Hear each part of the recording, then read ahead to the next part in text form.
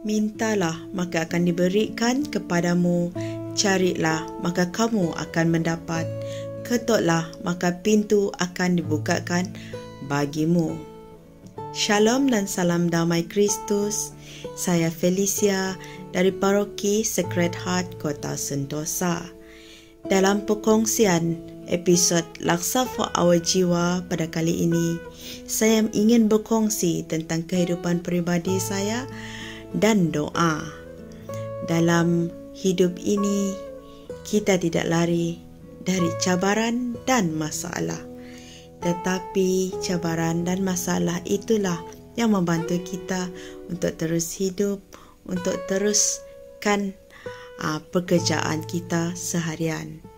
Di dalam episod ini, saya ingin nyatakan bahawa doa banyak membantu saya dalam kehidupan saya. Pertama sekali saya ingin ungkapkan yang saya ini seorang yang pemalu dan juga penakut. Ya, saya malu untuk membuat luahan. Saya malu untuk membuat perkongsian kerana saya tidak tahu apakah luahan dan perkongsian itu akan didengar oleh orang. Jadi, setiap apa yang ingin saya kongsikan dan luahkan, semua saya buat melalui doa. Saya hanya akan berkongsi masalah yang betul-betul saya rasa saya tidak dapat nak luahkan kepada orang, walaupun saya rasa memang orang itu boleh dipercayai. Tetapi bila saya rasa memang tak dapat juga saya nak meluahkan, saya tak tahu macam mana, saya malu dan saya takut, saya akan membuat luahan tersebut dalam doa. Saya akan bercakap kepada Tuhan, apalah yang saya rasakan, apakah yang saya lalui dalam hidup saya. Jadi, saya rasa dengan doa itu memang Tuhan mendengarlah. Sebab itulah saya rasa setiap permohonan itu memang Tuhan akan kabulkan, seperti dalam yang dinyatakan dalam Matius bab 7 ayat 7. Mintalah, maka akan diberikan kepadamu. Carilah, maka kamu akan mendapat. Ketoklah, maka pintu akan dibukakan bagimu. Itulah yang saya pegang dalam kehidupan saya, dan saya tidak berhenti berdoa sekiranya apa yang berlaku dalam hidup saya membuatkan saya rasa sangat sedih, kecewa dan resah gelisah. Membesar dalam keluarga yang sederhana sebagai anak sulung, memang suka untuk saya membuat keputusan untuk mendapatkan yang terbaik untuk diri saya, kerana saya ingin yang terbaik untuk ahli keluarga saya. Masa saya mendapat keputusan SPM, saya ingin nak belajar jauh, tapi apabila saya dapat tawaran masuk ke matrikulasi, saya menolak kerana saya inginkan yang terbaik untuk keluarga saya. Walaupun kalau saya masuk matrik, saya mungkin boleh belajar tinggi lagi, tapi saya fikir, dapatkah bapa saya seorang buruh akan support saya? Lepas tu saya ada another 3 lagi adik yang masih kecil, masih di peringkat sekolah rendah dan sekolah menengah. Jadi saya buat keputusan untuk masuk form 6. Masa saya masuk form 6, ada aunty saya tolong saya apply jawatan dalam SPA. Masa tu saya tak berminat sangat dengan jawatan-jawatan, tetapi bila saya dengar kalau saya berjaya, saya pergi temu duka, saya terus dapat kerja, dan saya berubah fikiran. Saya tidak fikir lagi nak belajar, saya fikir nak bekerja. Jadi bila saya fikir nak bekerja, saya akan dapat duit, saya akan boleh support family saya, tolong my parents. Jadi saya cakap dengan diri, okeylah, why not kita mencoba. Tetapi yang diisi adalah di bahagian perubatan, dan saya memang ada zero knowledge, so saya memang langsung tak ada minat untuk terlibat dalam perubatan. Jadi berbekalkan usaha aunty saya juga dan juga my mom, mereka cari maklumat untuk saya dapat menjawab soalan masa temu duka. Yang saya tahu saya buat, dapat ke tidak? Lepas tu saya fikir, berkata, saya pergi berdoa, saya bercakap dengan Tuhan. Apa yang saya tidak tahu, saya takut saya tidak dapat nak menghafal apapun maklumat yang diberi, sebab saya memang langsung tidak berminat. Jadi saya pergi membuat doa peribadi saya di Kemelite. Masa tu saya memohon kepada dia, saya tidak berminat, tapi saya kalau boleh lancarkanlah saya punya temuduga supaya saya boleh bekerja. Itu yang saya minta. Walau bagaimanapun, seberapa lancarnya temuduga tersebut, feedback dari pihak SPA beberapa bulan kemudian selepas saya temuduga, saya dapat hanyalah sebagai calon simpanan. So, saya tak juga nak cakap kecewa, tak juga happy. Sebab saya sebenarnya ada dua persimpangan. Adakah saya nak bekerja ataupun tidak? Sebab saya tidak minat.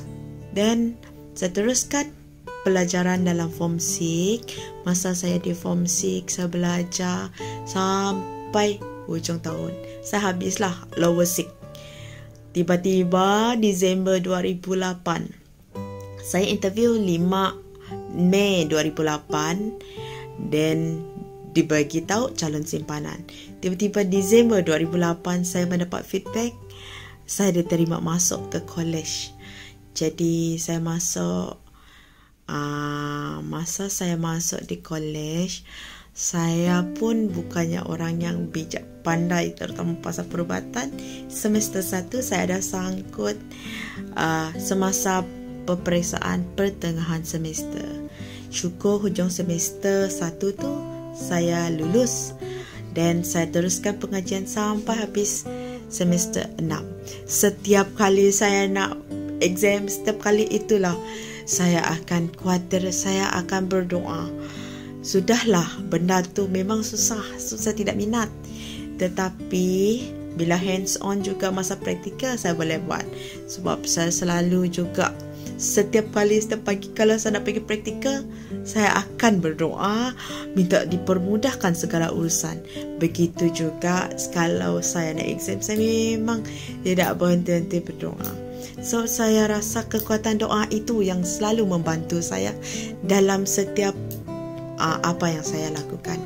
Dan saya lulus saya tu tadi tunggu waktu untuk bekerja. Datang lagi kebimbangan, di mana saya nak bekerja nanti. Saya tak nak bekerja jauh.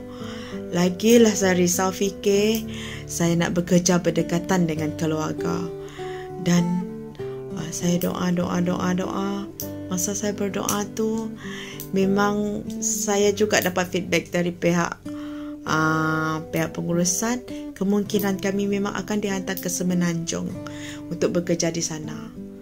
Saya fikir dalam temuduga memanglah saya mau kerja di mana-mana. Saya nak jawab soalan temuduga. Tapi bila dah dapat tu, saya cakap tak naklah saya kerja jauh. Saya mesti dengan keluarga. Kalau saya dengan keluarga, saya tidak perlu cari rumah sewa. So saya dapat save more budget. Then I can give more to my parents. Itu yang saya fikir. Jadi saya teruskan berdoa juga. Walaupun orang cakap mungkin hantar ke Semenanjung Malaysia.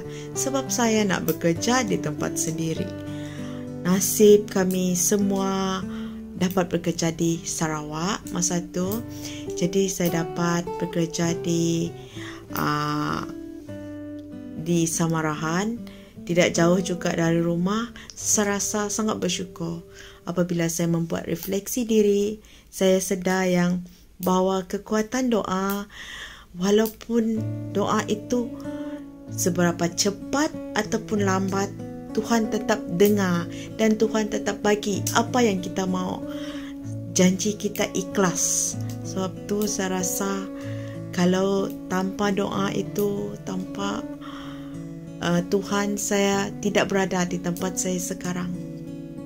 Saya percaya doa itu mampu mengubah segala sesuatu.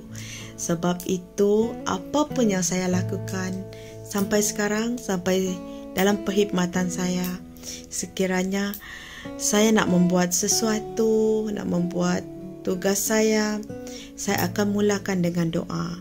Dan sekiranya saya berjaya dalam sukacita saya tidak pernah untuk melupakan doa itu, kerana doa itulah yang membantu saya sampai sekarang. Tuhan itu Maha mendengar. Dia mendengar segala rintihan saya, Dia mendengar segala permohonan saya, dan juga Dia tahu saya sangat bersyukur diberi apa yang saya minta. Walau bagaimanapun ada juga yang saya tak minta, Tuhan bagi. Sebab saya tahu Tuhan itu memang baik. Berdoalah, pasti Tuhan akan dengar. Ini saja perkongsian saya. Sekian, saya Felicia dari Sacred Heart. Terimalah laksa for our jiwa dari saya.